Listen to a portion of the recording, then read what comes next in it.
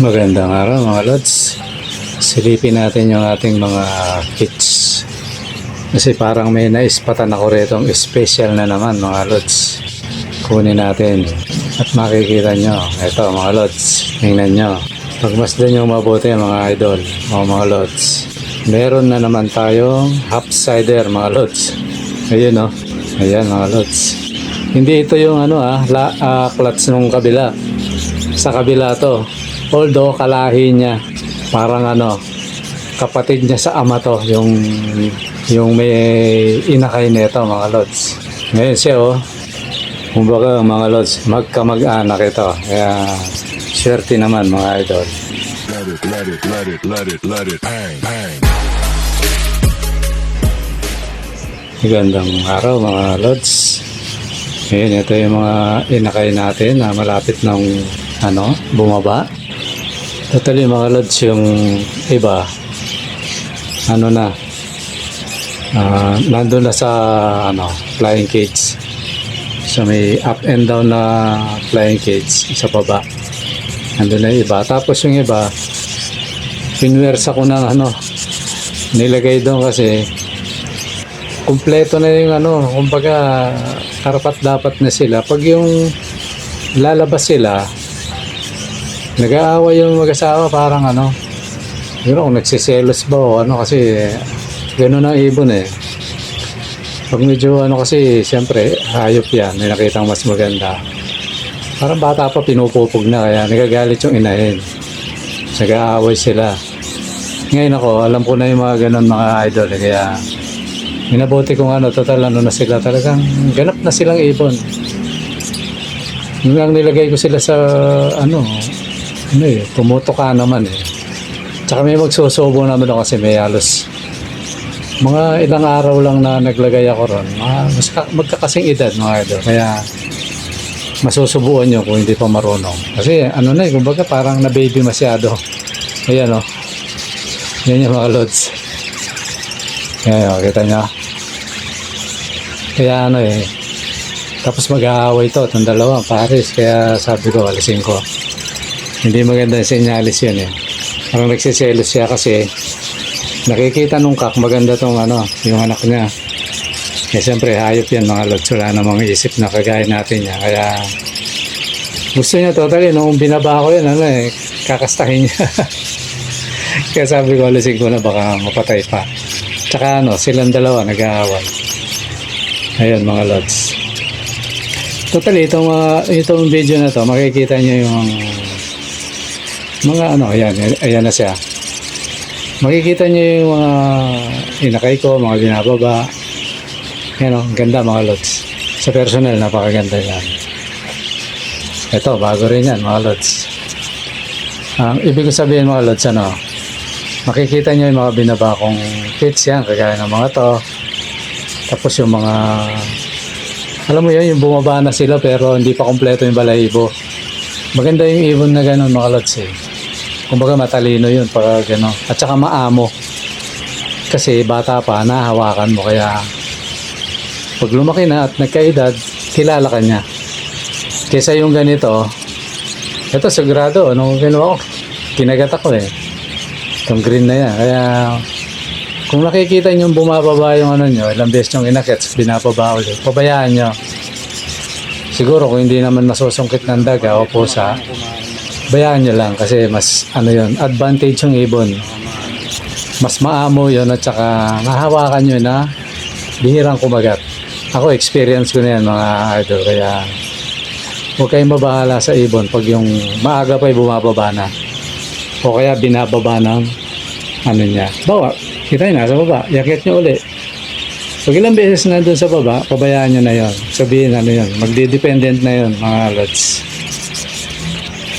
So ngayon mga idol, ito na naman tayo. Pasensya na kayo kahapon kasi medyo may nilakad ako kaya hindi ako nakapag-upload. Pero ngayon ituloy na natin yung ating parapol mga lods. At yung yung mga nanalo nung nakaraan, sabi ni taga Malabon, Tingnan ko kung sino yung nanalo kasi. Nililista ko yung mga lots eh. Yung mga winning yan. Si Joe Marie Cadjao, yan. Nag-text siya. Mga biyernes daw mga lods. Mga ring umaga. Biyernes siya pupunta rito. Pero si JJ, hindi nagpaparamdam. Lods JJ from Apalit. Totally, walang apelido si JJ eh. Nakalagay lang JJ from Apalit. Magparamdam ka kasi sayang yan pag hindi bagay hindi sayang yan pag hindi walang walang na claim, paparapol natin ulit mga lods. Ganun lang ang natin. Kaya lang sayang. So ngayon lagi kong sasabihin sa inyo mga lods, isang linggo lang ang natin, palugit. Pag hindi kinlaim, parapol ulit. Totally, may mga nagte-text sa akin sa messenger. Sabi sa akin, Lods, pag ako nabunot, parapol mo ulit. Kaya magandang pagkakataon yun sa mga gustong manalo na talagang gustong i-claim. Kasi yung iba nagpapaubaya. Di ba? Kaya sana pala rin kayo mga idol. Okay mga lods, siguro umpisahan na natin ang ating parapol. Ito muna pala mga lods, nakalimutan ko tuloy. Iuna na natin to yung may tanong yung dito personal siyang nag-message sa sa messenger. Pero sana lods ka rin. Yung tanong mo sa messenger, punta ka rin sa sa YouTube para at least nababasa ng mga mga kalods natin yung mga tanong mo. Kasi para at least legit. Makikita nila legit yung nagtatanong. Okay, ang pangalan niya si siguro Reggie ito, Ramirez. Ramirez. Shout out sa iyo, Lods. Yung tanong niya, Lods, tanong ko lang, sabi niya, bakit yung mga parakeets ko, 3 clutch na siya, bakit 3 beses na umiitlog, pero hinuhulog niya, kundi naman, kinakain niya. Ano kaya ang problema doon? Ayan, salamat, sabi niya. Okay, Lods, ganito.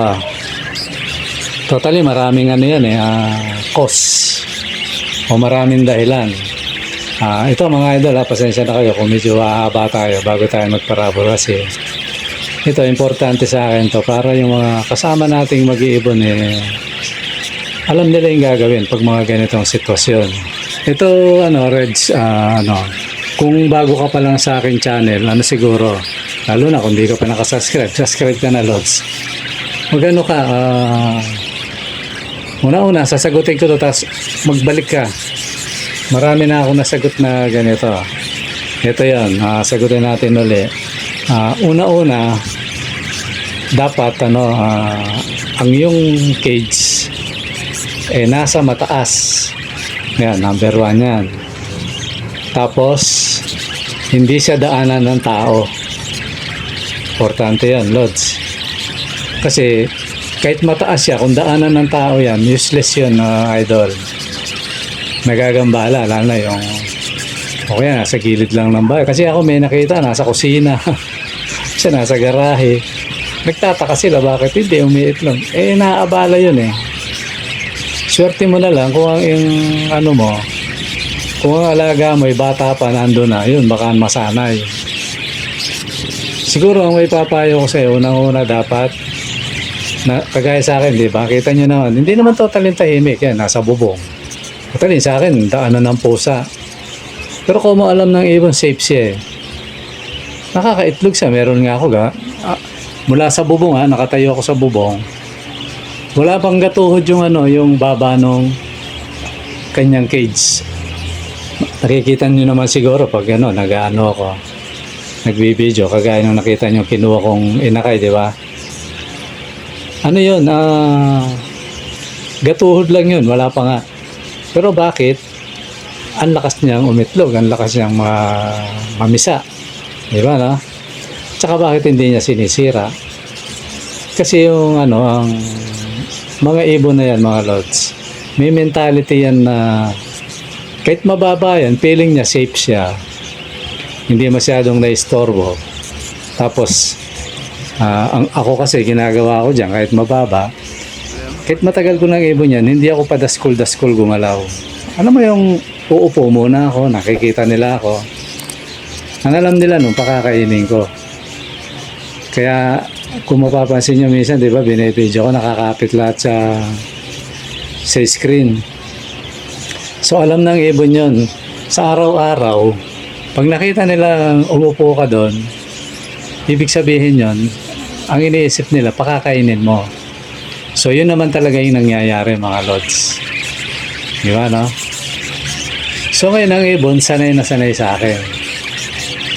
Kaya kahit maggagalaw ako dyan, although inumpisan ko sa paupo muna, uupo ako doon, ibang ko dito.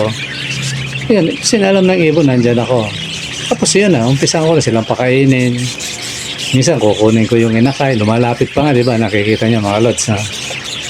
So masasanay yung ibon gano'n na kahit mababa siya, although mataas na to sa bubong, feeling niya safe siya. Tapos sa pusa naman, nakikita nila may umaakit na pusa, pero yung mga pusa rito, totally minsan malayo pa yan. May baril-barilan ako mga lods yung pellet. Kaya loobin sana na kumita tayo, magkapera tayo mga lods. Bibili ako ng pellet gun malakas, yung para airsoft na. Kasi ang ginagawa ko, pag may pusang bago ron na, alam mo yung titignan mo yung pusa, balak niyang tirahin yung ibon. Malayo pa yun, binabaril ko yung mga lods. Hindi naman tayo makakatama ng tao kasi sa bubong Binabaril ko yun. So alam ng pusa na hindi siya pwedeng lumapit. Ngayon, sino mga pusa ang nakakalapit? Yung pusa lang ng anak ko. Yun lang yun. Totally, wala na yung anak ko. Yung mga pusa ng apo ko. Diba, no? Sa madaling salita, pusa namin. Sa kabila, yung mga apo ko. Tapos meron din isang pusa rito, yung may lahi yung na-imported So binabawalan ko yun na yung pusa. So ang gagawin lang talaga ng pusa, aakit sa hagdan, papuntang bubong, pero hindi tumatambay sa hibunan. Kasi alam nila, babariling ko.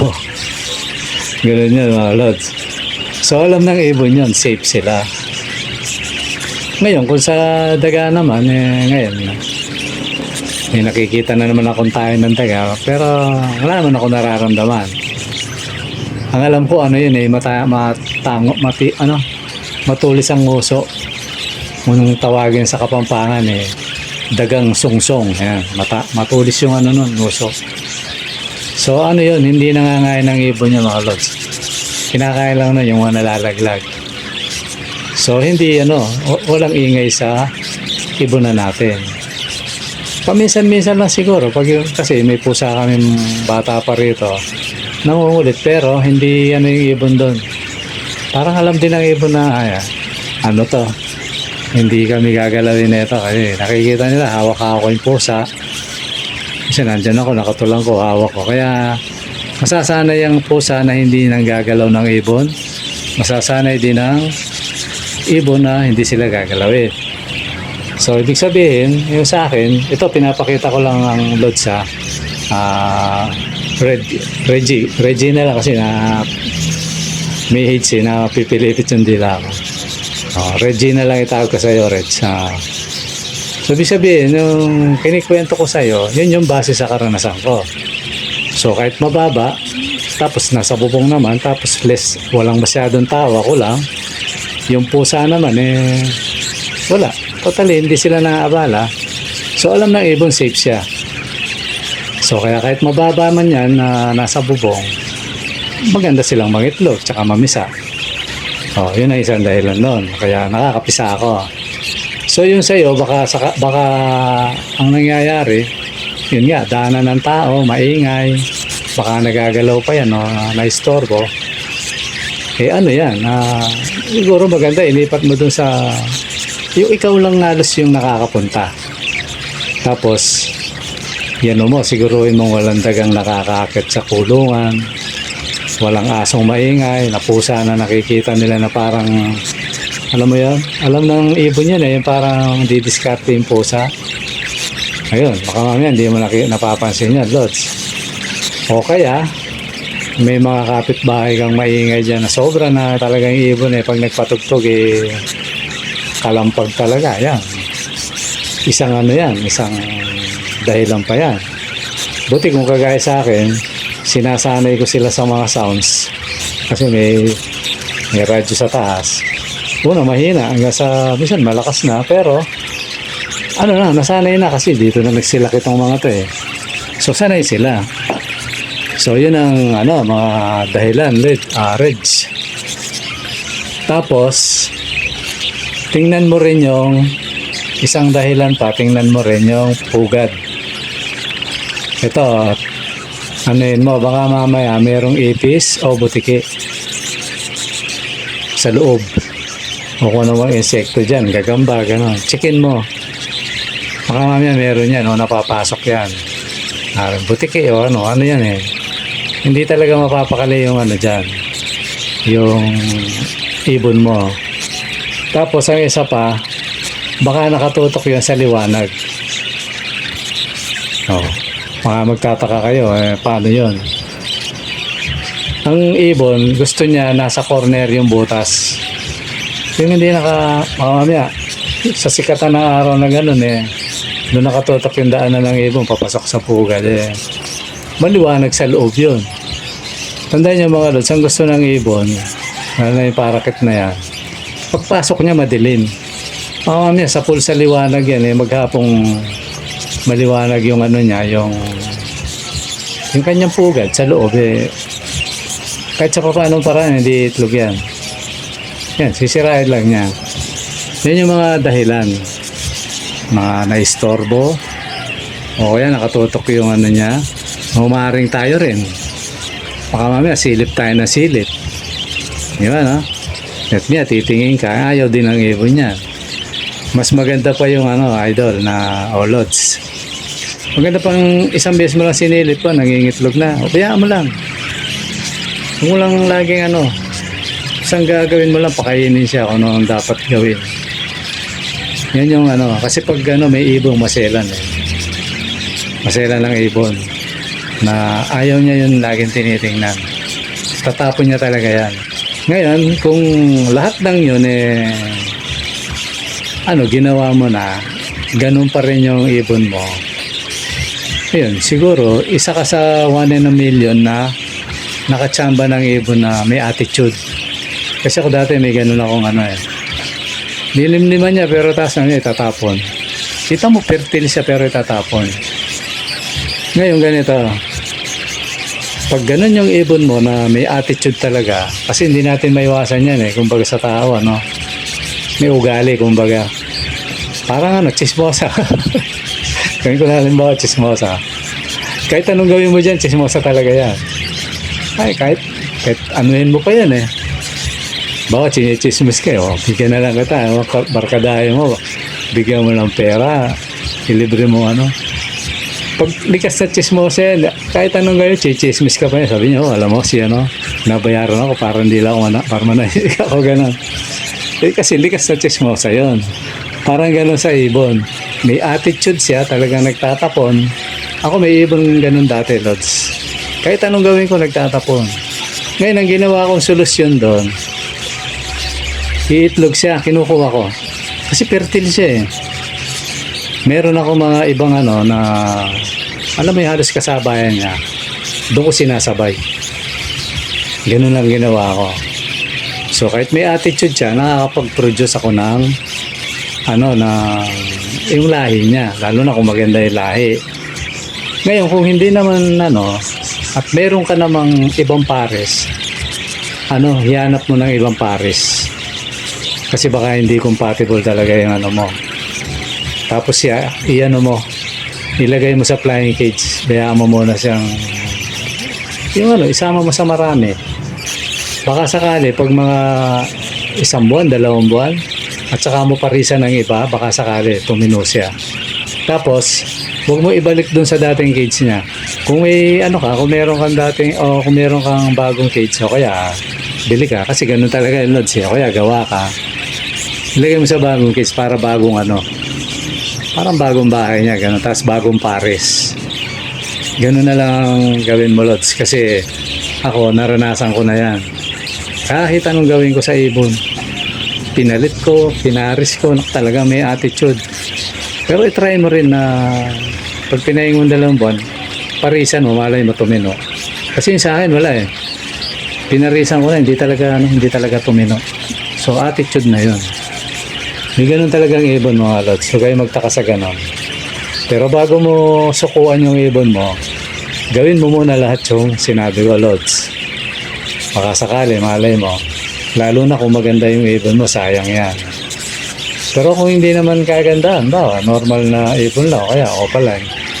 Siguro the best na gawin mo, kalasin mo na yan, tapos parisa mo na iba. Kuha ka na ibang kulungan, tapos ibang pares. Baka sakali. Pag ganun pa rin, ay, wala na tayong magagawa. Pag ganun pa rin ang attitude niya. Kung gusto mong dumami yung lahi niya, kunin mo na lang yung itlog. Pagka itlog niya, agapan mo, ibigay mo sa iba para hindi masayang, mga Lods.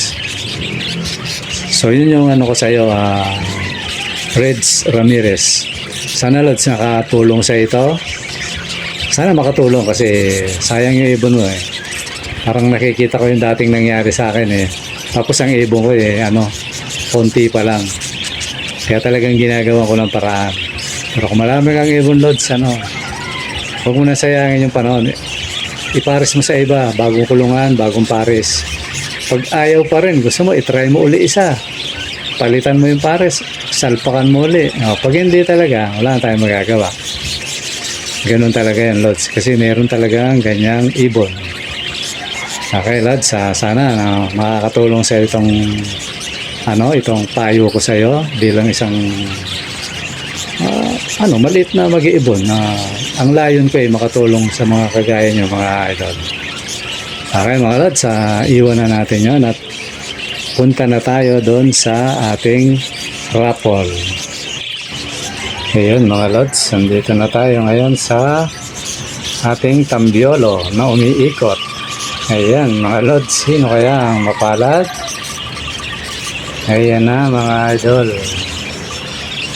Opya. Nako, patay tayo dyan, Sergio. Sergio, mapalad ka. Ayan from Alfonso, Cavite.